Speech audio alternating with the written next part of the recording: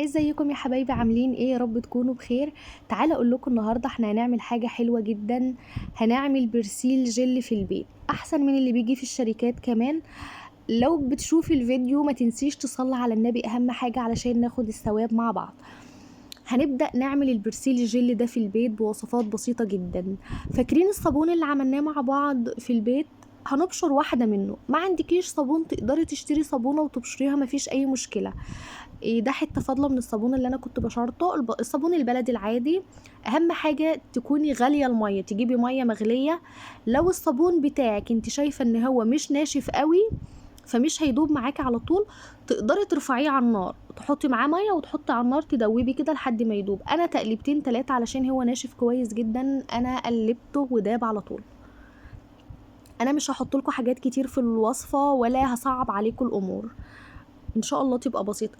دول 3 معالق سكر علشان يعززوا الرغوه، لان السكر زي ما انتوا عارفين بيعمل رغوه حلوه قوي.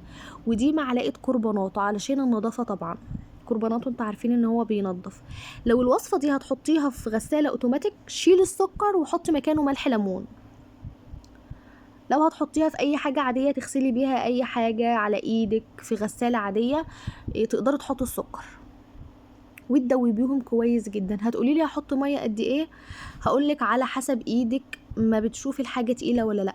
الكوبايه دي كوبايه برسيل جل، لازم نضيف برسيل جل مع الوصفه دي، او نص كوبايه برسيل ونص صابون سايل. ليه؟ لان الحاجات دي بتبقى فيها مواد حافظه بتعزز الصابون شويه وبتخليه قوامه حلو قوي وريحته تحفه، والرغوه كمان بتزيد. فاحنا هنقلب الحاجات دي كلها مع بعض.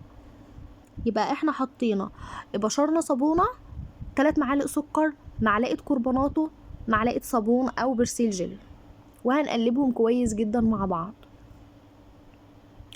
الميه اللي قد ايه زي ما قلت لكم، هنحط ميه قد ايه انا مش هعرف اقول لكم هتحطوا ميه قد ايه. انت قدامك الوصفه وتقدري وانت بتقلبي تشوفي القوام معاكي تقيل ولا خفيف.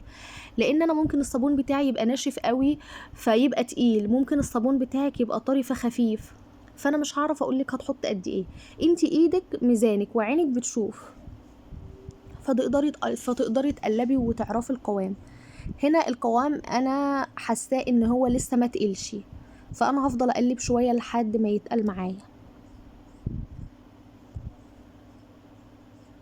اهم حاجه تقلبي كله مع بعضه، لان كتر التقليب بيبقى حلو للحاجات دي، بيخليها تتقل شويه. انا تحسوا ان هو كل ما بتقلبي كل ما بيتقل معاكي.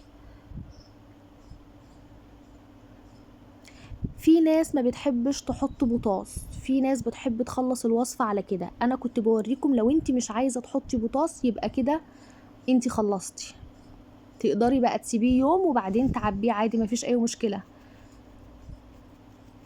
انا سبته ساعتين علشان اشوفه بقى بيتقل او لا، لان انت لما بتسيبي الحاجه طبعا بتتقل.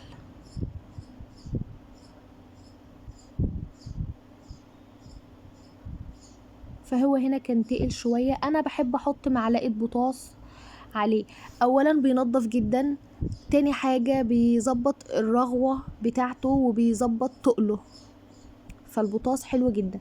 انا حطيت هنا معلقتين بس مش مليانين قوي، لو هتمليهم قوي هتبقى معلقه ونص، بس انا حطيت معلقتين مساح كده، دوبتهم في شويه ميه وكبتهم عليه. اول ما بتحطي البوتاص طبعا الحاجه بتتقل معاكي، بيخلي البرسيل الجيلي لافف كده وبيديله لمعه جميله.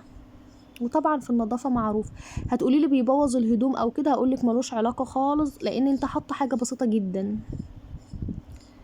كنت عامله معاكم في فيديو الالوان اللي هي بتلون الحاجات دي، البرسيل والحاجات دي.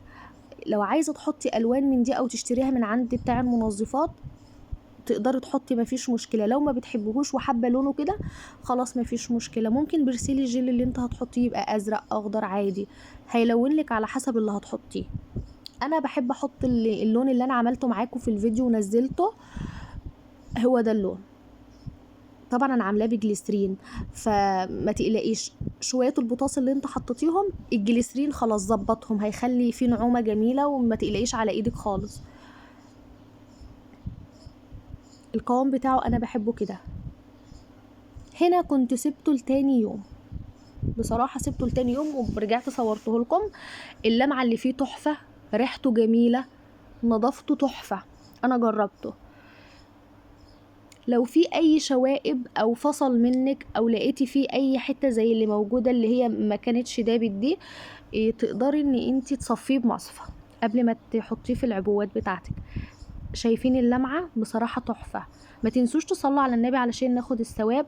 ولو وصلت معايا لحد هنا في الفيديو ما تنسيش تعملي لي لايك وتشتركي بالقناة وتفعلي الجرس علشان اي حاجة بنزلها تظهر لكم ان شاء الله. وشكرا جدا للناس اللي اشتركت في القناة جداد، انا بشكركم جدا، نورتوني. انا هنا كنت بشوف الرغوة، رغوته عالية جدا وكمان ريحته جميلة. سلام.